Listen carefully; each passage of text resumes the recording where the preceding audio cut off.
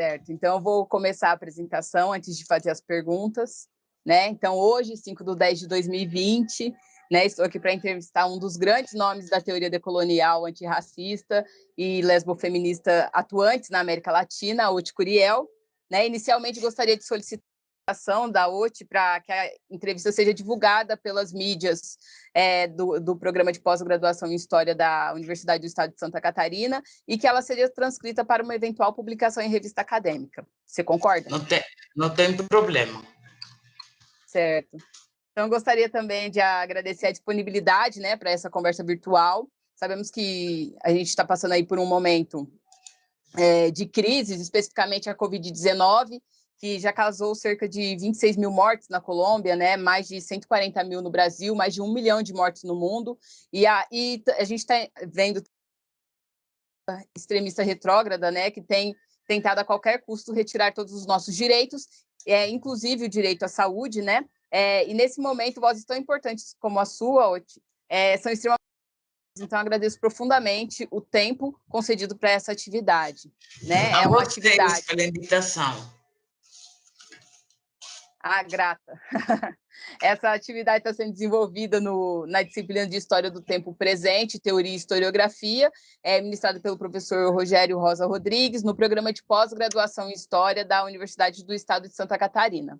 O programa de pós-graduação da UDESC tem como área de concentração a História do Tempo Presente e conta com 3 linhas de pesquisas. Atualmente, né, que é culturas políticas e sociabilidades, políticas de memória e narrativas históricas, e linguagens e identificações da qual eu faço parte. Hoje, o meu tema de pesquisa são os discursos acerca de raça, gênero e sexualidade produzidos por lésbicas negras durante o período de abertura política entre 1978 e 1988, e por conhecer uma parte da trajetória como ativista, como professora e autora da Oti Curiel, convidei-a para essa entrevista, né, como uma das grandes colaboradoras, não apenas da teoria decolonial, mas também das praxis lesbofeministas antirracistas, que são centrais aí para o meu tema de pesquisa. Gente, tem um microfone que está fazendo bastante barulho. O meu tema de pesquisa, né? Então, vou apresentar aqui a entrevistada. Oti Inês Curiel Pichardo, nasceu na República Dominicana, já morou em alguns países da América Latina, inclusive o Brasil, e atualmente mora na Colômbia. Bacharel em Serviço Social pela Pontifícia Universidade Católica Madre e Maestra da República Dominicana, é especialista em Educação Superior pela Universidade de Santo Domingo, mestra e doutora em Antropologia Social pela Universidade Nacional da Colômbia, pesquisadora da Universidade Nacional da Colômbia e da Universidade Javeriana em Bogotá. Hoje também faz parte do Grupo Latino-Americano de Estudos, Formações e Ação Feminista GLEFAS, né? Também é uma das fundadoras desse grupo, organização articuladora das feministas decoloniais. Cantautora desde muito jovem, foi por meio da música que se aproximou dos movimentos feministas e ainda dentro da música participa do projeto artístico-político Tremenda Revoltosa, uma batucada feminista, antirracista, antimilitarista e autônoma.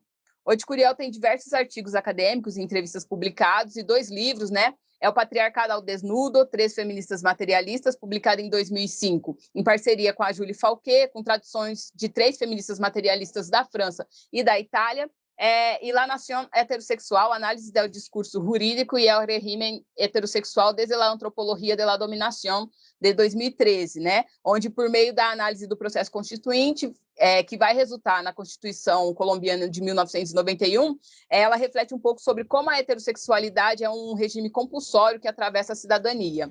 Mas, antes de tudo, Oti Curiel é ativista de diversos movimentos sociais e uma das criadoras do movimento social de mulheres negras da América Latina e do Caribe. Então, muito bem-vinda, Oti, muito obrigada pela sua disponibilidade. Obrigada a vocês. Prazer vocês aqui, conversando. Certo. Para iniciar, então, a nossa entrevista, eu gostaria de perguntar qual é o papel social das historiadoras e teóricas lesbofeministas negras no tempo presente, né? Refletindo, sobretudo, esse momento de disputas de narrativas em torno da categoria raça no âmbito acadêmico, nas mídias e nos movimentos sociais. Bom, a primeira coisa que eu quero falar é que vou falar em espanhol, porque para mim é mais fácil. Eu falo portunhol, assim, quando não conversamos más informalmente, más para mí, minhas ideias están dentro da língua colonial de espanhol. Então, eu vou falar em espanhol devagarzinho para que pueda comprender, ¿va?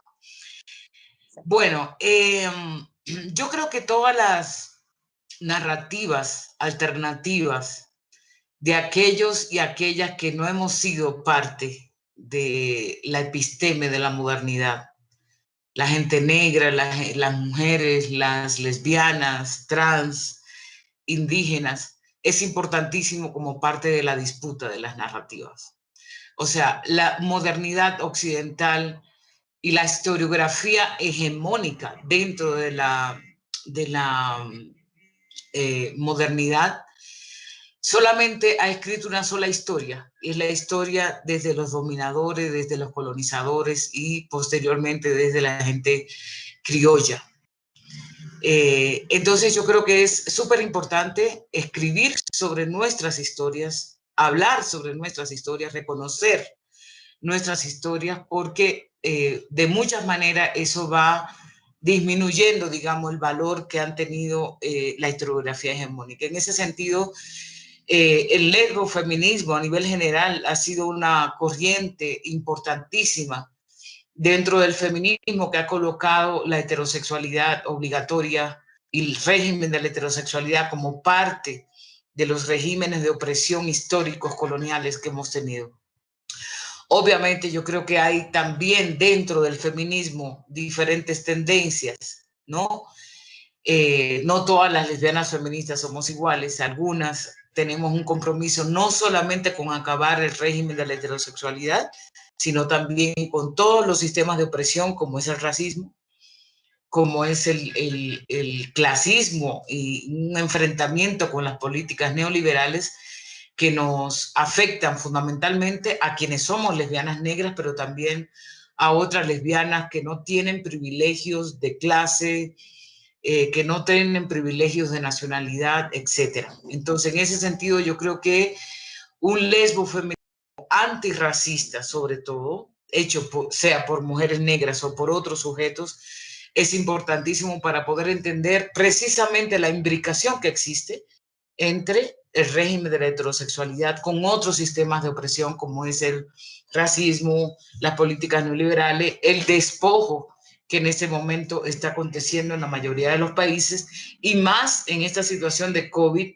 de pandemia, donde esas desigualdades se vienen a acrecentar cada vez más. Entonces yo creo que colocar, digamos, ese papel, no solamente de las historiadoras, de las activistas también, en términos de esa apuesta teórica, política que ha sido el lesbofeminismo antirracista, decolonial, es fundamental para precisamente estar en disputa todo el tiempo con esas narrativas hegemónicas que cada vez más, sobre todo en este momento de la derecha, de la ultraderecha, ¿no?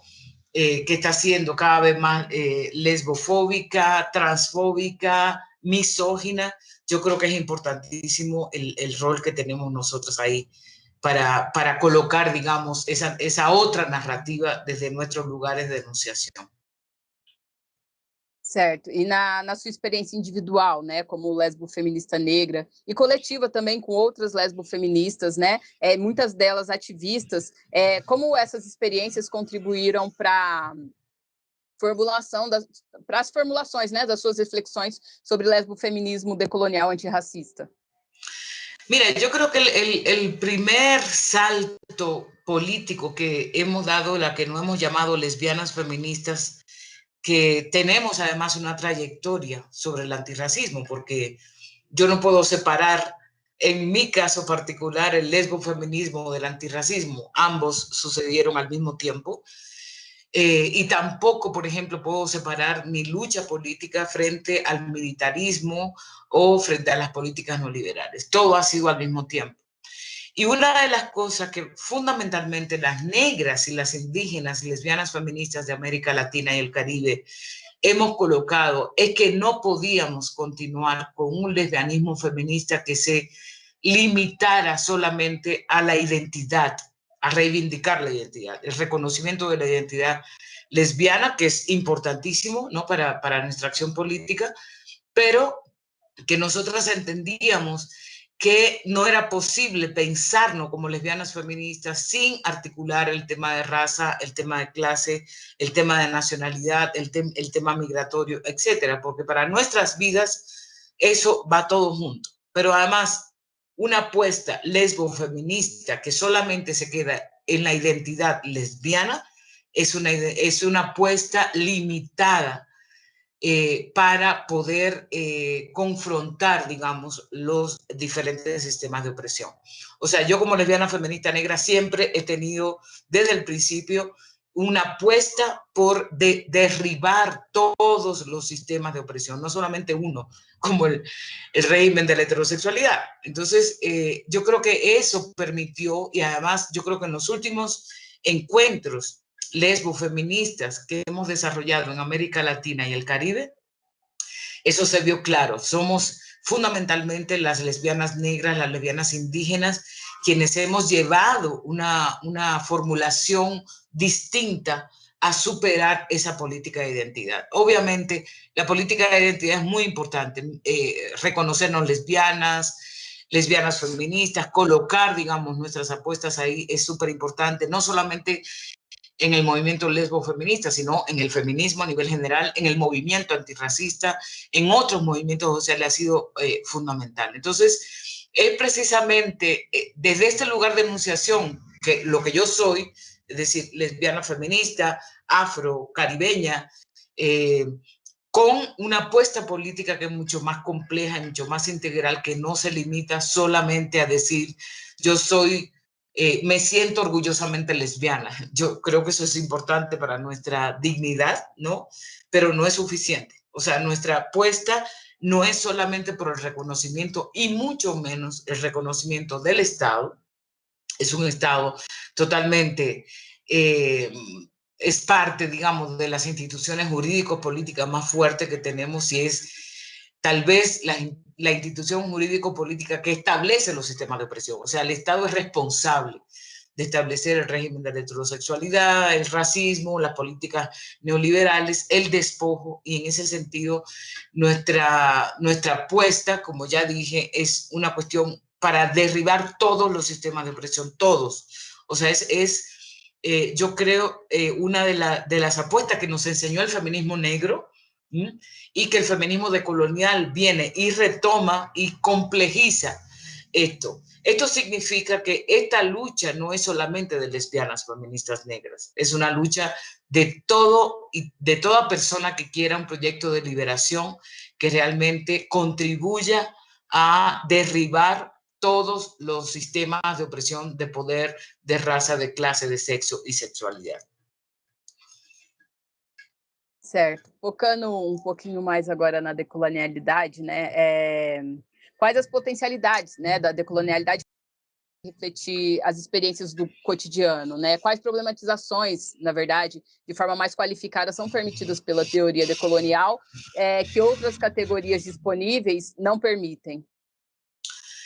Mira, yo creo que nuestra historia como continente, yo siempre digo que quien nació y se crió en América Latina y el Caribe, si quiere un proyecto de liberación real, tiene que ser decolonial. O sea, eso no es una teoría que es solamente de algunos intelectuales, sino que viendo nuestra historia, en esta historia del continente, es fundamental poder entendernos como pueblos, como personas, como en la cotidianidad, pero también cuestiones estructurales.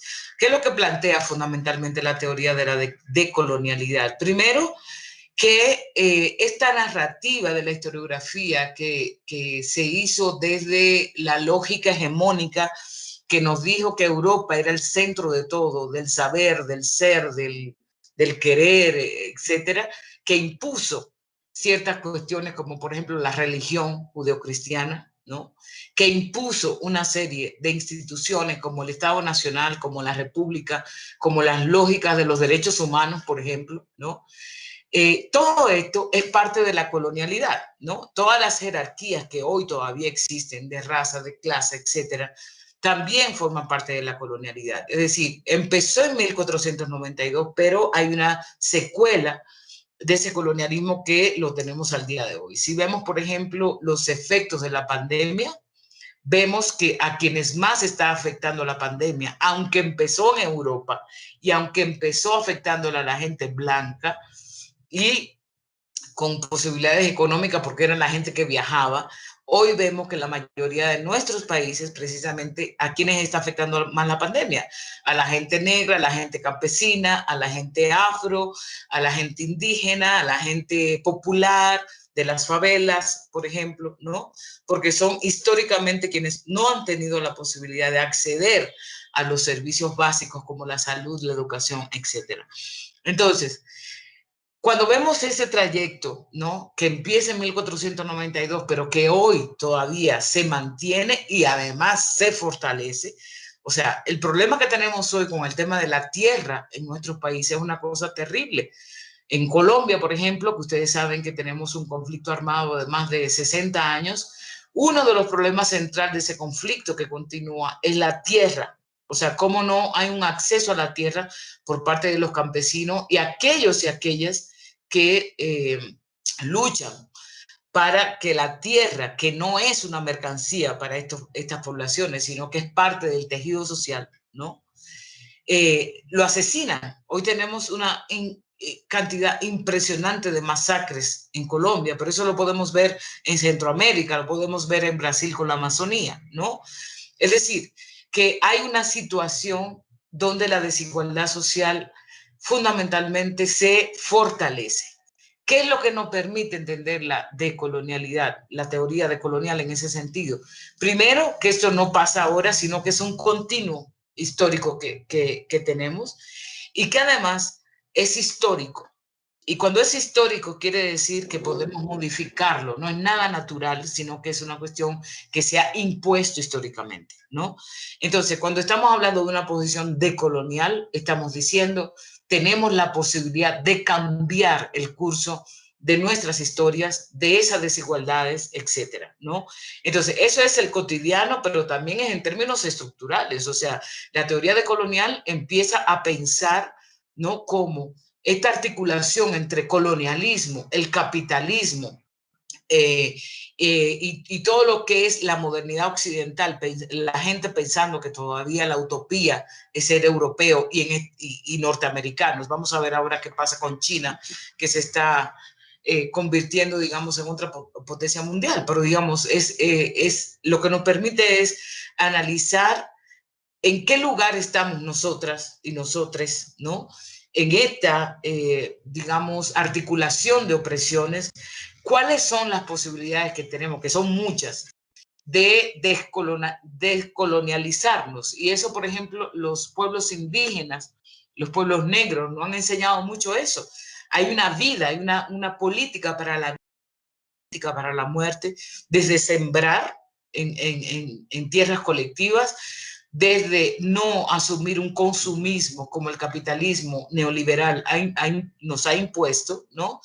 Y sobre todo cuestionar la lógica individualista que esta lógica moderna colonial, digamos, nos ha traído. Entonces, yo creo que la posibilidad, la potencialidad que tiene la descolonización a nivel general es, primero, reconocer que hace más de 560 años hay pueblos que ya lucharon contra la descolonización y en nuestro caso ha sido desde los esclavizados y las esclavizadas que terminaron con el sistema colonial, terminaron con la esclavitud, ¿no? Los pueblos indígenas, etcétera, hasta el día de hoy que todavía continúan luchando para colocar una cosmovisión que no sea una política de muerte y de despojo. Entonces, yo creo que da mucha potencialidad, no solamente a quienes estamos en la onda del feminismo decolonial, a toda persona de este continente y del mundo, digamos, que quiera realmente hacer un proyecto de liberación que realmente rompa con estas cuestiones que han sido impuestas a lo largo de nuestras vidas y de la vida como continente a nivel general. Entonces yo creo que es una apuesta que para mí es necesaria, es urgente, ¿no? Frente a la situación, digamos, que tenemos hoy. Y eso hace una diferencia, por ejemplo, con la izquierda latinoamericana y caribeña, que fundamentalmente se ha teorizado, ha sustentado sus prácticas políticas por medio de la clase. O sea, la clase social era como el elemento central, pero no veía raza, no veía sexo, género, no veía sexualidad, pero igual te lo puedo decir para el feminismo. El feminismo hegemónico sigue pensando que la lucha debe ser fundamentalmente solamente el tema de las mujeres, como la violencia, etcétera, y muy pocas, con algunas excepciones, como somos nosotras, hemos introducido, por ejemplo, el tema del racismo y del clasismo, pero también eso aplica para ciertas posiciones lesbo-feministas que solamente se limitan a la sexualidad, ¿no? Entonces, en ese sentido, lo que nos permite pensar, en este caso, un feminismo decolonial, es que tenemos un compromiso con todas las luchas políticas de todos y todas. Todas son nuestras luchas, no hay una separación en las luchas políticas.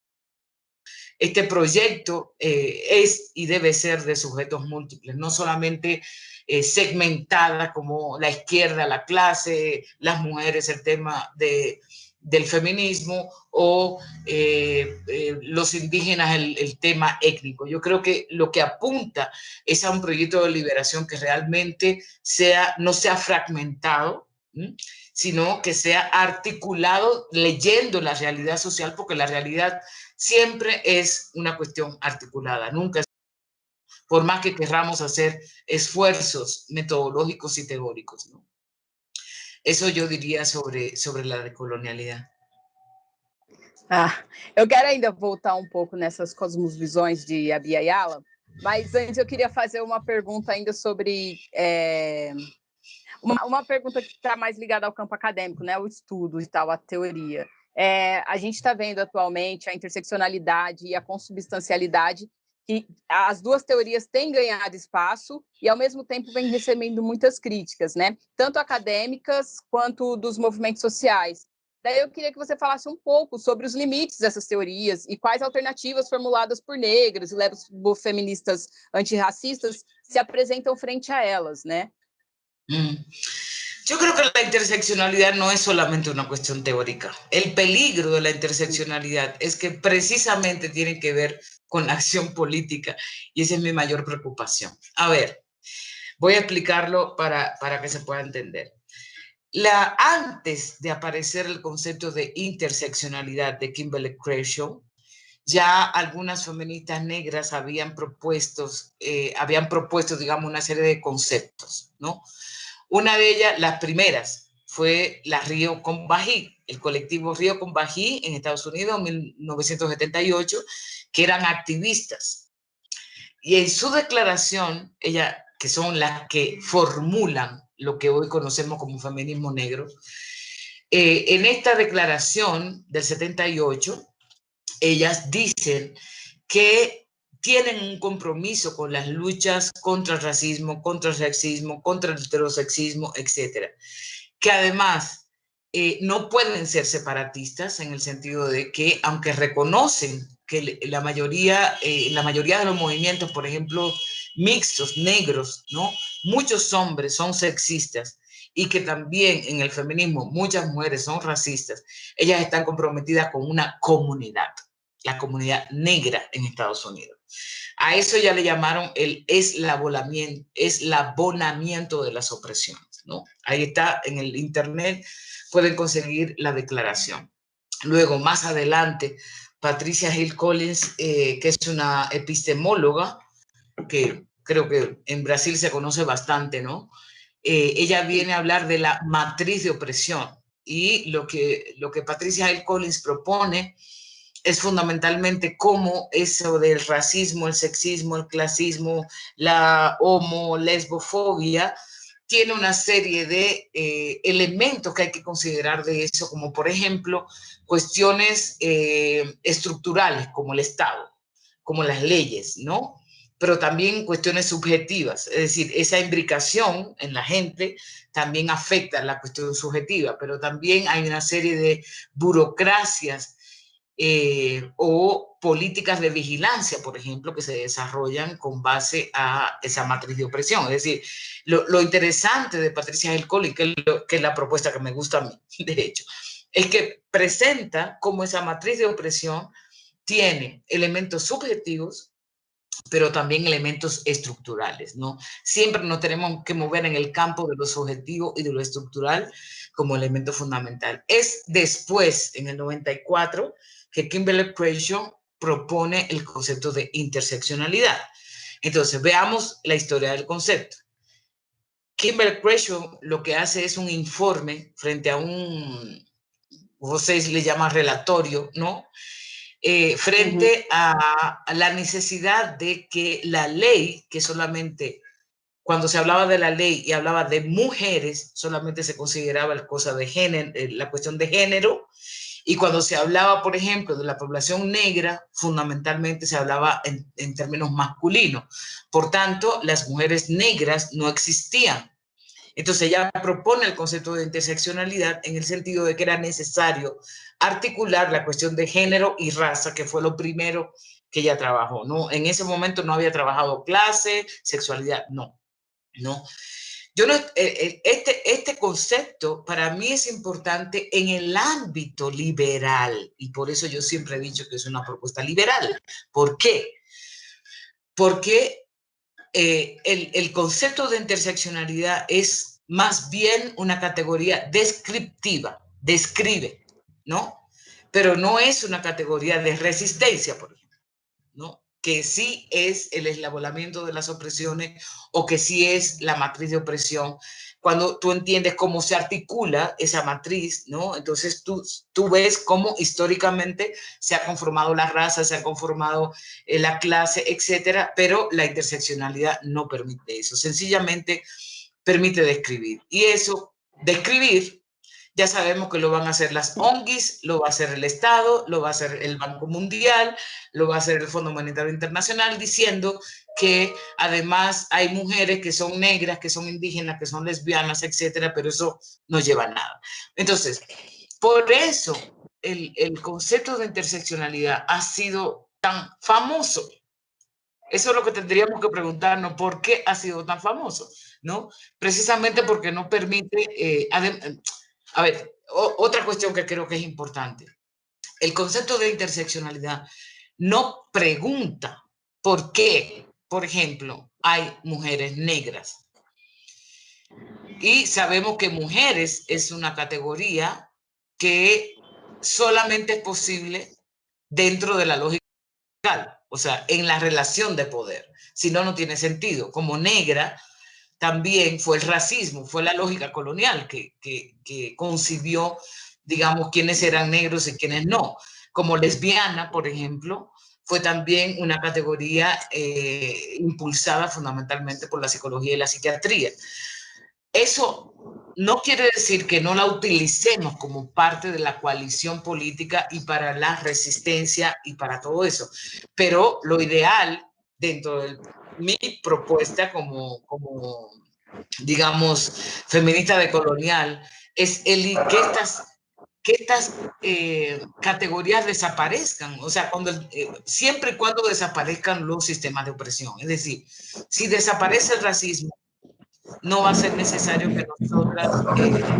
tengo un barullo ahí, no sé qué acontece.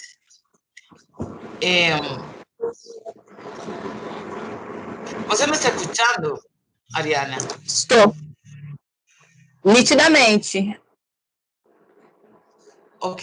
Entonces, lo que creo es que cuando estamos en una política para eliminar los sistemas de opresión, por supuesto que vamos a eliminar esas categorías que nos hacen luchar como mujer, negra, lesbiana, etcétera, porque si el racismo desaparece, yo no voy a necesitar de la categoría negra para ser reivindicada.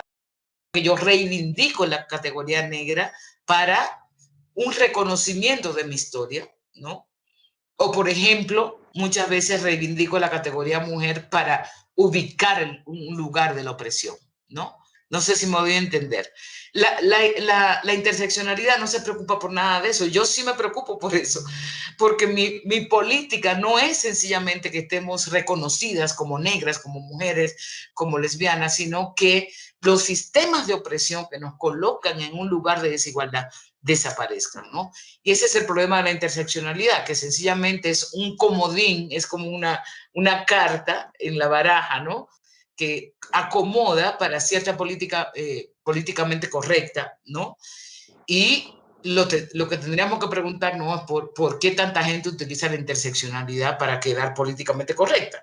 Y son tanto las instituciones que son responsables de las desigualdades, además, como esa Banco Mundial, FMI, las ONG, la ONU, ¿no? Le encanta la interseccionalidad, precisamente por eso, porque no cuestiona de fondo cómo funcionan los sistemas de opresión. Entonces, a mí particularmente me gusta mucho más la propuesta de Patricia Hill Collins de entender, digamos, esa matriz de opresión que es articulado, digamos, pero además que tiene niveles diferentes, ¿no? Que podemos ver en nuestras vidas, pero la podemos ver en la institución. Esa es mi posición sobre la interseccionalidad que ya he explicado muchas veces. Pero eso no solamente, o sea, este cuestionamiento no es solamente como lesbiana feminista negra. Es fundamentalmente como una lesbiana feminista antirracista decolonial, que esa es nuestra postura, porque no solamente es un asunto teórico, es un asunto político, porque eso nos lleva a definir un tipo de política particular que no es la política del reconocimiento, ¿no? Certo. E a consubstancialidade? La consustancialidad es un término que ha desarrollado fundamentalmente Daniel Carois, que es digamos, de las materialistas francesas, ¿no? Que más o menos va por la misma orden de la matriz de opresión. Yo creo que hay muchos conceptos para explicar todo eso. Es muy parecido también a lo que yo estoy planteando como matriz de dominación. María Lugones también desarrolló el concepto de fusión y de consustancialidad, también lo retoma, y lo que ella dice es que la vida y todo es como una especie de tejido, ¿no? Que no puede separar, ¿no? Y además hace una crítica a la lógica de la interseccionalidad por ser, digamos, una categoría, más bien, por permitir la categorización de las cosas, ¿no? Que una de las cuestiones que María Lugones había dicho era que estaba en contra de las categorías, porque las categorías lo que hacen precisamente describir y no problematizar, digamos, cuáles son las experiencias vividas de la gente que le está atravesando diferentes, digamos, diferentes dominaciones y opresiones al mismo tiempo. Entonces, la consustancialidad sería la fusión de María Lugones, que sería muy parecido a la matriz de opresión de Hill Collins, ¿no? Certo. Voltando então um pouquinho naquela questão, né, das cosmovisões de Abiyala, né, os terreiros, os quilombos, né, as populações indígenas, né, elas têm sido bastante abordadas por teóricas acadêmicas, lesbofeministas antirracistas, para refletir um pouco sobre as formas de pensar, de viver, formas de socializar. Então eu gostaria, se você pudesse falar um pouco sobre como essas cosmovisões, elas dialogam com a decolonialidade e qual o lugar ocupado pelos gêneros, pelas raças, pelas sexualidades nesses diálogos, assim. Mira, yo creo que los terreiros, los quilombos, los palenques, los manieles, que son diferentes nombres que tienen diferentes lugares, son nuestro mejor ejemplo de decolonialidad, antes que surgiera la teoría decolonial. Y una de las cuestiones para nosotras como feministas decolonial es hacer reconocimiento de nuestras historias de resistencias, ¿no? Como lo ha hecho el movimiento negro y el movimiento indígena. Es decir, hay una ancestralidad que es imposible borrar, sino que eso precisamente, reconocerlo y tenerlo presente es lo que nos va a dar a nosotras mucha fuerza, porque esa resistencia ha sido histórica, ¿no? Hoy todavía tenemos los quilombos, tenemos los terreros, tenemos los palenques vivos, no es solamente del pasado, sino que son formas de la organización política, social, de la cosmovisión, de lo que ha resistido históricamente ante la lógica colonial. Entonces, hay muchísimas experiencias. Esas son solamente algunas, pero por ejemplo están los cabildos aquí en Colombia, están los resguardos indígenas, también en Colombia, en diferentes lugares, pero están nuestras comunidades, más allá, sean quilombos, sean terreiros, sean lo que sea, las comunidades populares todo el tiempo están resistiendo ante el embate del poder, ¿no?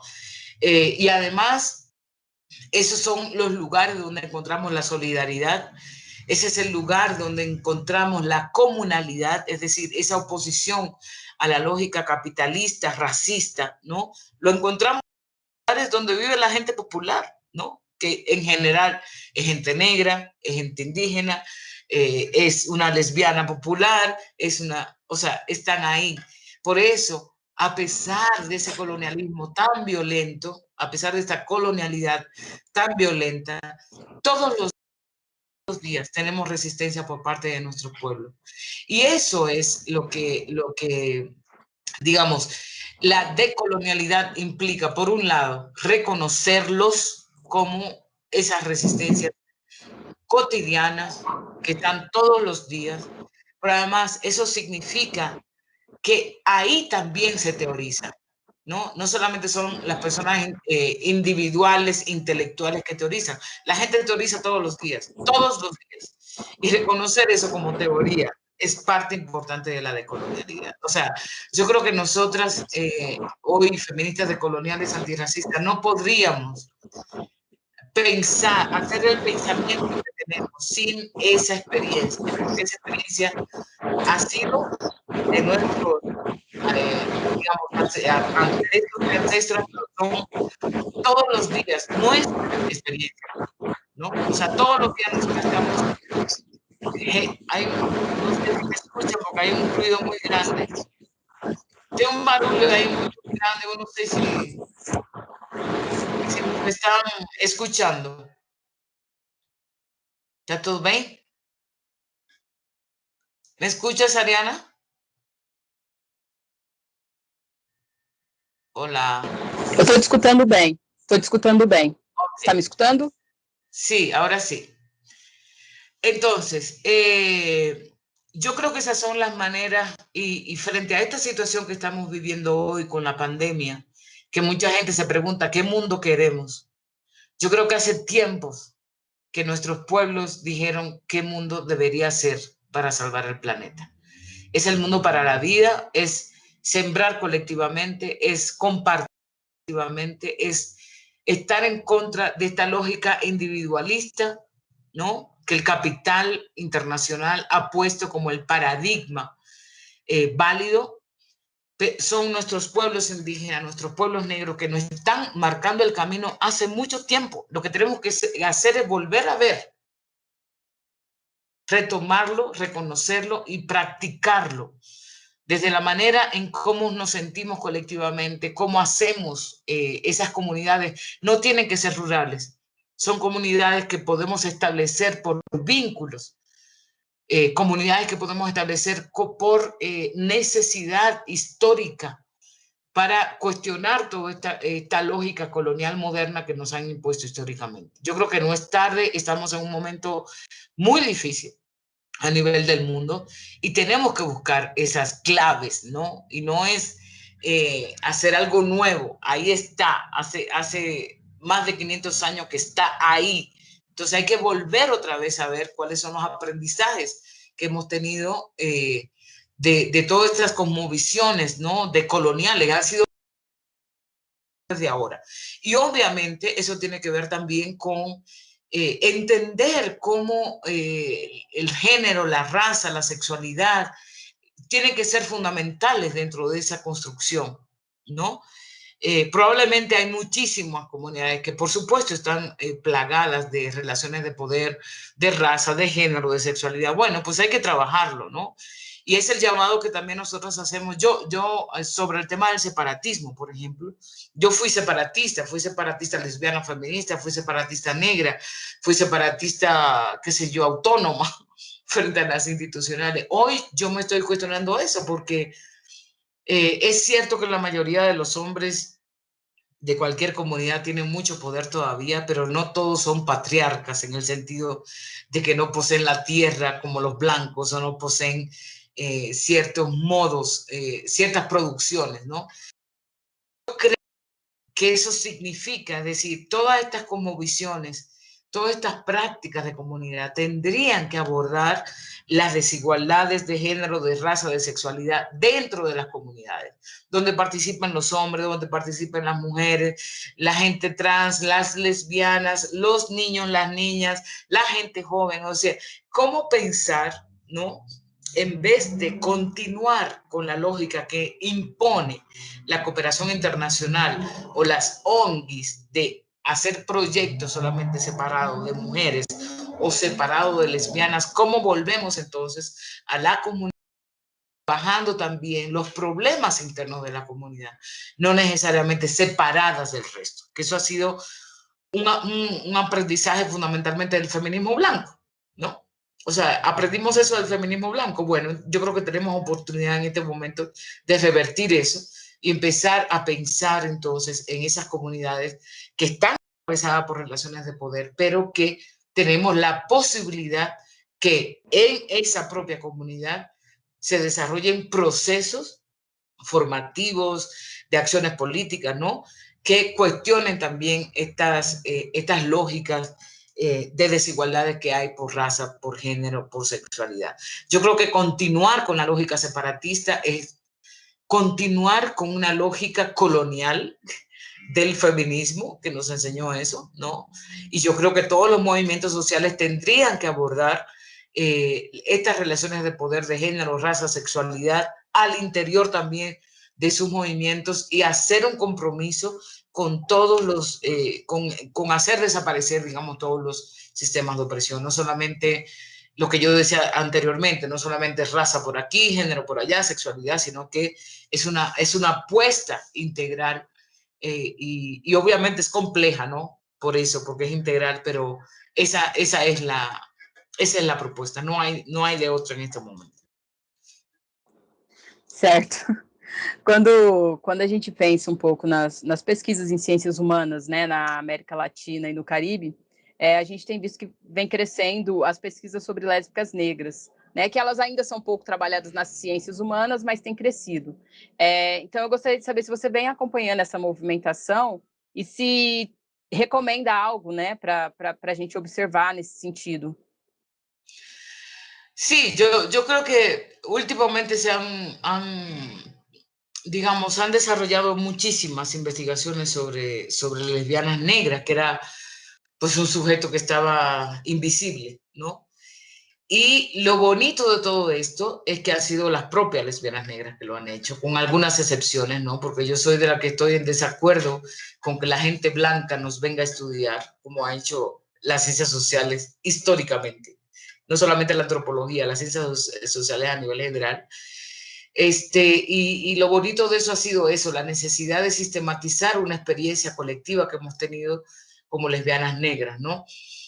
Yo lo que creo es que cada vez más tenemos que hacer presión para que no sigamos siendo objeto de estudio. Yo creo que nosotros tenemos la capacidad para estudiarnos a nosotras mismas y ver además que el objetivo de estudiarnos a nosotras mismas no es solamente visibilizar nuestra experiencia, sino también compartir los análisis que tenemos a partir de esa experiencia, es decir, compartir teoría, porque a partir de ahí también hacemos teoría, ¿no?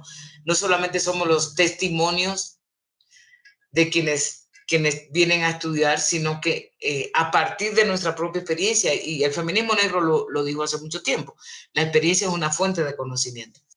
Pero además, yo creo que lo importante es preguntarnos para qué hacemos eso. ¿Cuál es el objetivo hacer pesquisas o investigaciones sobre lesbiandad negra. Yo creo que el objetivo es fundamentalmente a fortalecer nuestros movimientos sociales. O sea, no es, yo creo que tenemos que romper con esta idea de que investigamos solo para satisfacer una cuestión personal o de un requisito académico, sino que esas investigaciones tienen que servir para los movimientos sociales, para nuestra acción política. Si no, para mí la investigación no tiene sentido, aunque esté haciéndose en la academia, ¿no? Obviamente vamos a completar un requisito académico con eso, o sea, tesis de maestría, tesis de doctorado, pero esas tesis tienen que ser un insumo importante, ¿no?, para nuestra acción política. Si no, desde el punto de vista de colonial, no tendría sentido seguir reproduciendo esta lógica individualista que solamente yo hago una tesis para mí y se guarda en una biblioteca. Eso no tiene sentido. Entonces, esos serían mis tres elementos claves, digamos, en relación a esa pregunta. Estudiarnos a nosotras mismas, producir teoría desde ahí y colaborar, no colaborar, sino que esas tesis sean insumo importante para nuestros procesos de acción política. Então, já vou aproveitar e vou puxar a próxima pergunta, né, que é sobre realmente o papel, né, social das intelectuais negras e feministas no século XXI, né? Então, eu gostaria um pouco assim que você falasse um pouco mais sobre a sua atuação enquanto antropóloga decolonial e a proposta de etnografar o poder ao invés de corroborar com a antropologia da dominação, né, que é tão fortemente arraigada na América Latina e no Caribe. Pues tiene que ver con lo anterior. O sea, yo cuando estudié antropología me interesaba mucho aprender de los métodos etnográficos de la antropología, pero no para continuar con la lógica colonial de la antropología, donde la gente indígena y la gente negra eran fundamentalmente los objetos de estudio, ¿no? Y que además era sacarle la materia prima a los indígenas, a la gente negra, fundamentalmente. Ya eso se ha ampliado un poquito sobre la antropología del Estado. Pero a mí lo que me interesaba era fundamentalmente lo que tú dices, etnografiar el poder. Yo creo que es importantísimo hacer investigación del poder, cómo funciona el poder, porque en las ciencias sociales, sobre todo en antropología, se limita mucho a lo que se llama las prácticas culturales, ¿no? Esas prácticas que están allá supuestamente en el pasado, prístina, para los antropólogos y antropólogas blancas hacer de eso un ego antropológico, ¿no? A nosotras, seamos antropólogas o de otras ciencias sociales, nos corresponde estudiar cómo es que funciona el poder para actuar sobre el poder. O sea, estamos investigando fundamentalmente para entender mejor cuáles son esos mecanismos y poder entonces desarrollar una serie de acciones políticas a partir de los movimientos sociales. Entonces, una de las cuestiones que implica una antropología decolonial es eso, es decir, es primero no dejar que sigamos siendo los objetos de estudio, segundo, hacer de nuestro objeto de estudio el Estado, los partidos políticos, las grandes empresas multinacionales, depredadoras, del despojo, la derecha, la ultraderecha. Tenemos que estudiar eso. No solamente decir la derecha, la ultraderecha, no. Cuáles son sus discursos, cuáles son sus prácticas, etcétera, qué es lo que están buscando, cuáles son los dineros que se mueven ahí, cuáles son los apoyos institucionales que tienen. Todo eso tenemos que hacerlo para poder, entonces, desarrollar, digamos, acciones políticas mucho más, diría yo, con mejores, digamos, efectos, ¿no? Porque a veces tenemos sobre el poder un pensamiento muy generalizado en cómo funciona. Y eso significa, además, denunciar. Es como una denuncia, ¿no?, que vamos en las calles, etcétera, se hace mucho más robusta para poder de nuestras propias investigaciones. Entonces me parece que eso es prioritario, o sea, desde un punto de vista decolonial, investigar desde el punto de vista decolonial en cualquier disciplina o en cualquier lugar. Yo creo que también una digamos, una propuesta decolonial de investigación también tiene que salir de la academia. O sea, no podemos quedarnos que solamente es en la academia que se investiga, los movimientos sociales pueden investigar, deben investigar también, ¿no? Una cosa que casi no se hace, precisamente para no depender de estas lógicas institucionales que además sabemos, tú y yo lo sabemos, que hay unas limitaciones dentro de todo tipo de academia por más compromiso que haya en esa academia. Entonces, digamos, una investigación decolonial también tiene que salir de las esferas institucionales que estamos acostumbrados. Los movimientos sociales tienen que investigar. Y ese es un compromiso ético-político que tenemos com nosotras mesmas. Sim.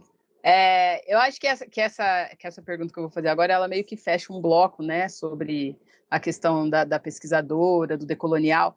Pensando assim, o trabalho acadêmico, né, ele é muito solitário. E quando a gente vai pensar nas tradições de terreiros, quilombolas, indígenas, a vida é primordialmente comunitária. Eu fico refletindo sobre essa identidade, que ela é fronteiriça, né, ela está lá e está aqui. Então, como você tem trabalhado e amadurecido suas pesquisas, e como fica a sua autoridade de pesquisadora e a autoridade de pesquisadora, entre aspas, né, diante dessa questão? Sí, esa es una pregunta muy interesante porque todavía hay unas lógicas de poder sobre las personas que estamos en la academia, por ejemplo, ¿no? Por más activista que yo sea, por ejemplo, mi última investigación sobre mi tesis de doctorado fue sobre el racismo en República Dominicana en relación a las personas dominicanas de ascendencia haitiana por esta, digamos, por este conflicto histórico que hay entre Haití y República Dominicana que inicia en la colonización, ¿no? Y lo que yo muestro ahí es cómo la colonización es que divide la isla en dos, ¿no? Hoy tiene dos países, República Dominicana y Haití por un lado, pero además todas las maneras en que el Estado dominicano concibe, y el pueblo dominicano a nivel general, concibe a las personas dominicanas que tienen padres o madres haitianos, ha sido un racismo antihaitiano horrible, hasta llegar a un punto de emitir una sentencia por el Tribunal Constitucional donde se le niega la nacionalidad. O sea, lo que yo muestro con eso es precisamente cómo ha sido una colonialidad, un ejemplo de colonialidad, es decir, un continuo, ¿no? Que viene ya al punto de un punto de iceberg donde se le quita la nacionalidad a miles y miles de dominicanos de ascendencia haitiana. Pero yo soy parte de esas compañeras y compañeros que están luchando allá por eso. En Dominicana, yo vivo en Colombia, pero siempre tengo un pie en República Dominicana. Ahí yo hice mi acción política antirracista fundamentalmente a través de la Casa por la Identidad de las Mujeres Afro. Con el GLEFAS hemos vuelto otra vez a hacer proceso de formación política para abordar este tema, pero ellas son, o sea, quienes están afectadas por esta sentencia. Muchas de ellas son mis compañeras de lucha, ¿no? Por supuesto que ahí yo tengo una relación de poder, porque yo estoy haciendo un doctorado, estoy en una universidad, y en ese sentido yo creo que lo que cabe es cómo esos privilegios que tenemos algunas, ¿no?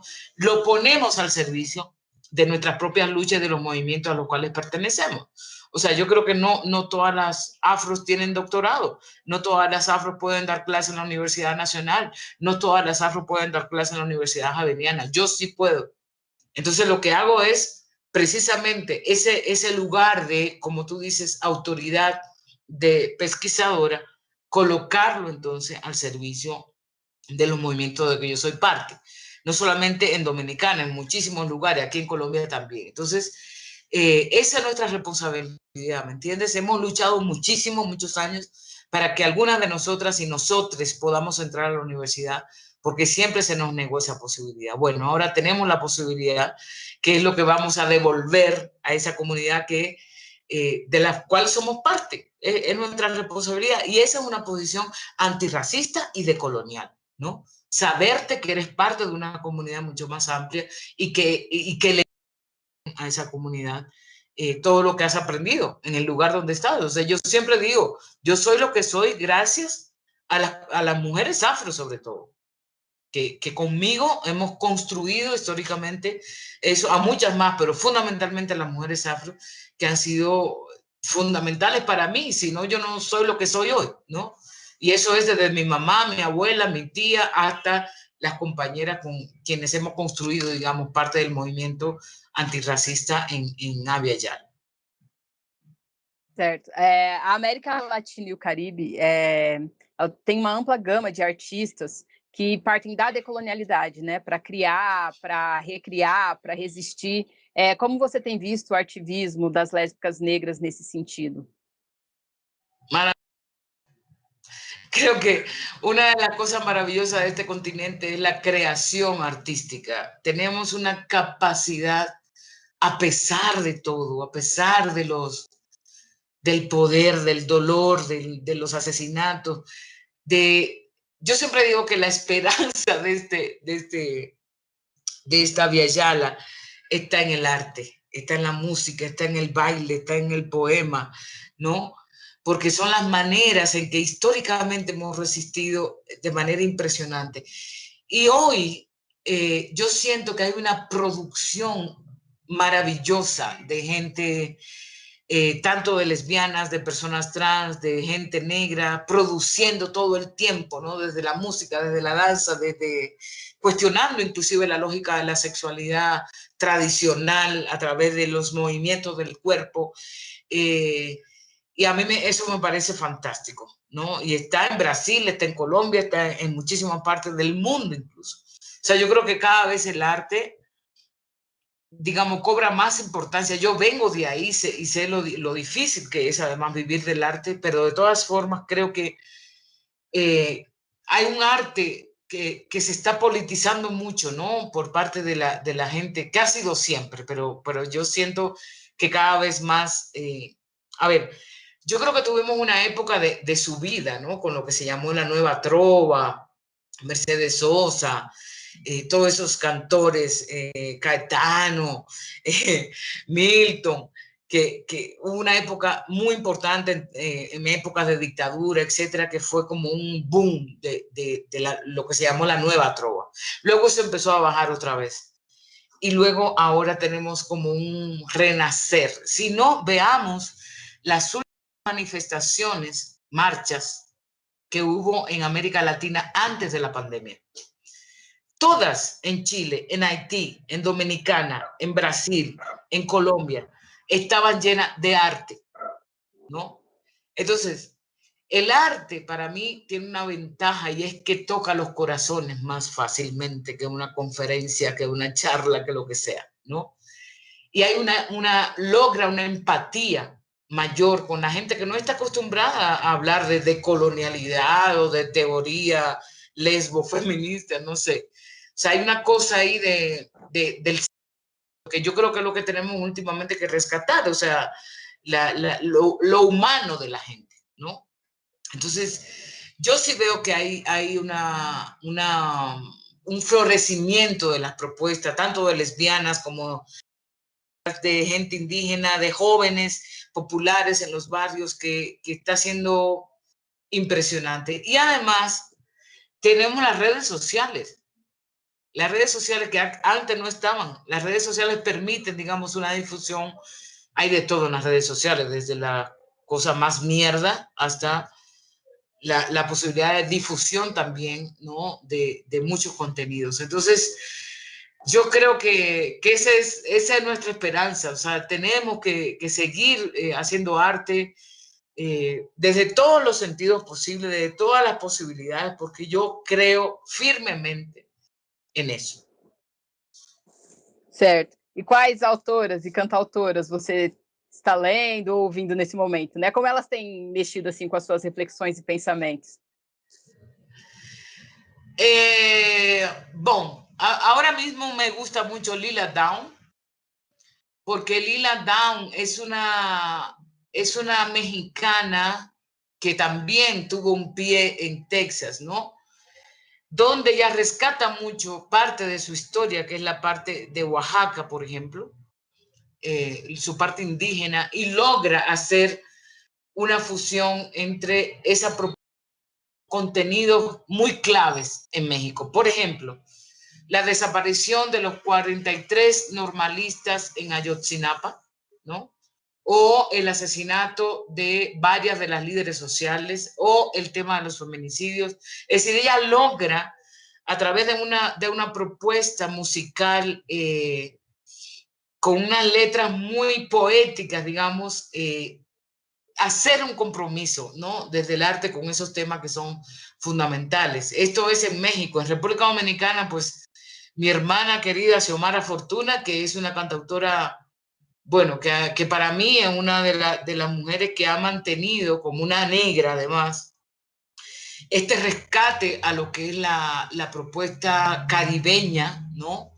Esta hermandad con Haití, esta denuncia sobre el tema del racismo, sobre el sexismo, etcétera, y lo hace de una manera maravillosa en términos musicales. O sea, yo creo que lograr una poética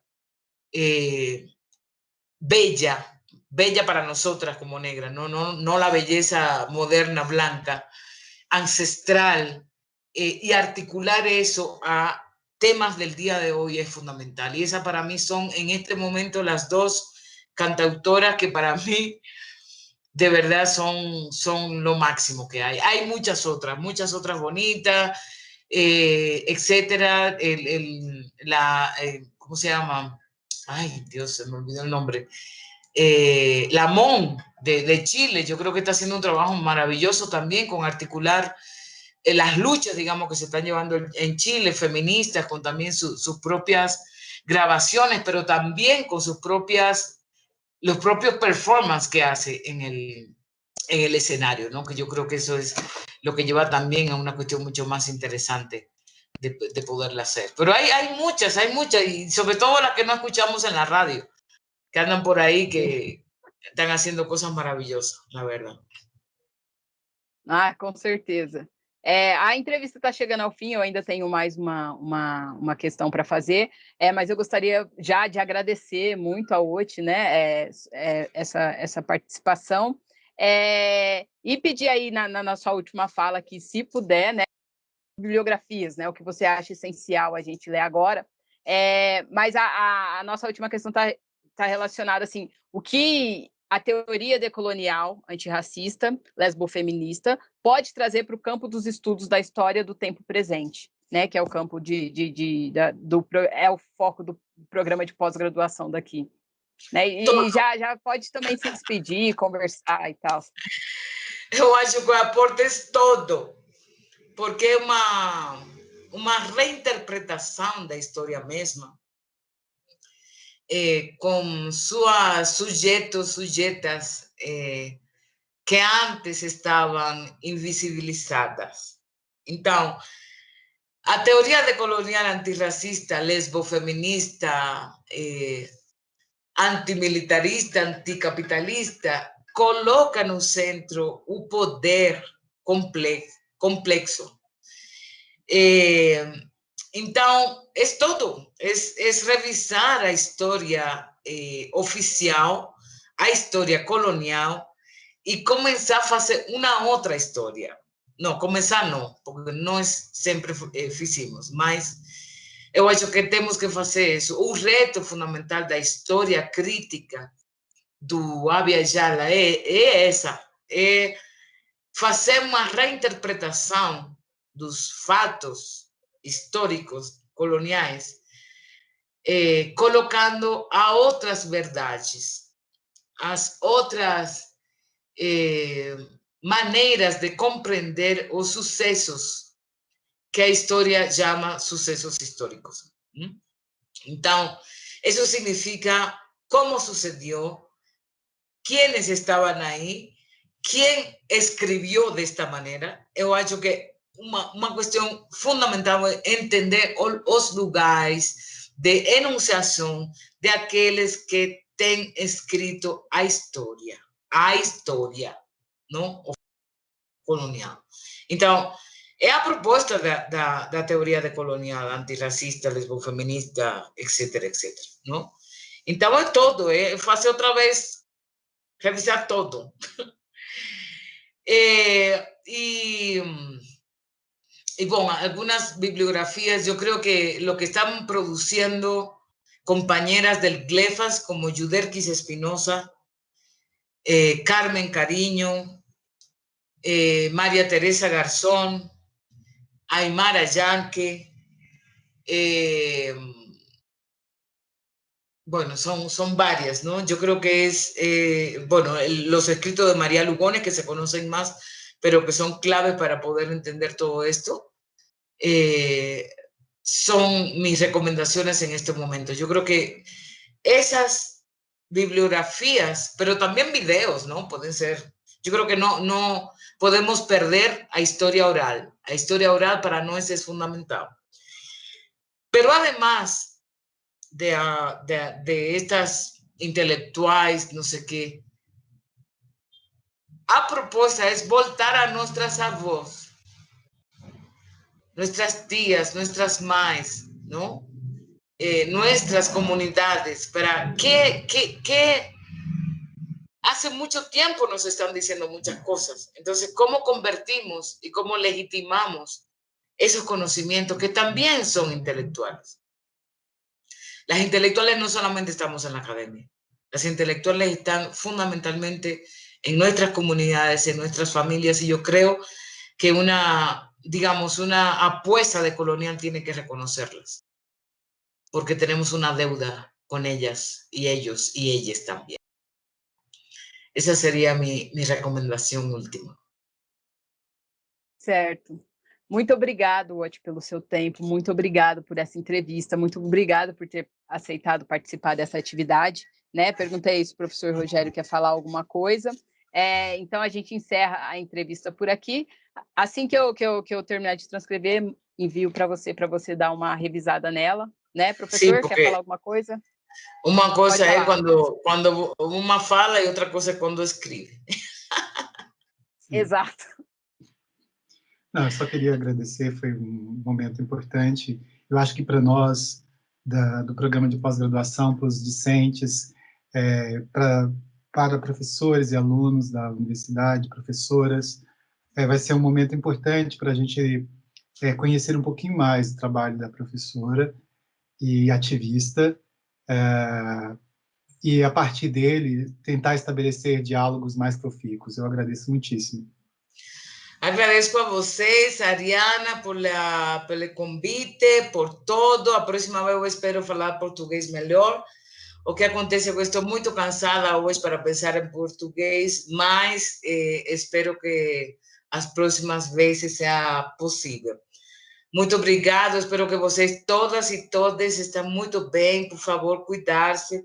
A pandemia existe, é complicada, mas existe. Mas muitos abraços para vocês. Dizer que eu adoro esse país. Eu sempre falo que é minha segunda casa e também eu aprendo muito lá. Então, muito obrigado e muitos abraços para todas e todos. Certo, muito obrigada aí a participação, né, dos meus colegas de doutorado, gente. Eu ia me despedir aqui, esquecendo de agradecer a eles aqui. Muito obrigada, gente. Então, até mais. Tchau. Tchau.